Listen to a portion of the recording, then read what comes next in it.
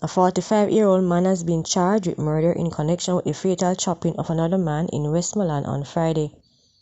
Charged is Church Fletcher of Burn Savannah in the parish.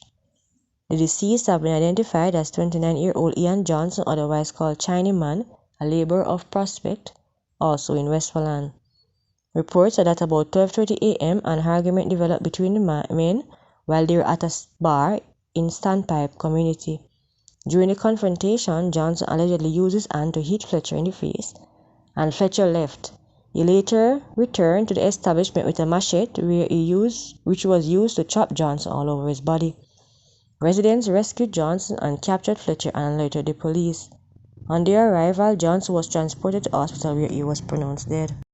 The Greater Portmore Police have launched an investigation following the discovery of human skeletal remains in a swamp along Old Elsha Road in Portmore, St. Catherine on Saturday, June 10.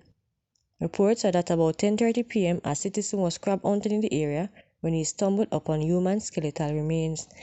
He reported the discovery to the police, and on their arrival, the remains were seen in blue jeans pants in a swamp bed.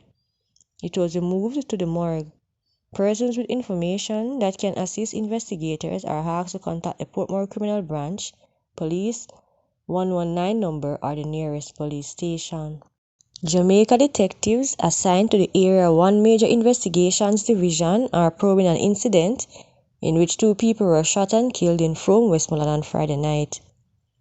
The deceased have been identified as 51-year-old Michael Johns, otherwise called Robert, a carpenter of Bath District, and 20-year-old Vivian Brown of Prospect District, both in Westmoreland. Reports are that about 4 p.m. Johns and Brown were at home when they were pounced upon by a lone gunman who opened fire, hitting them. The police were alerted, and the man and woman were taken to the Savannah Lamar Public Hospital, where Johns was pronounced dead and the woman was admitted for treatment. Brown later succumbed to her injuries.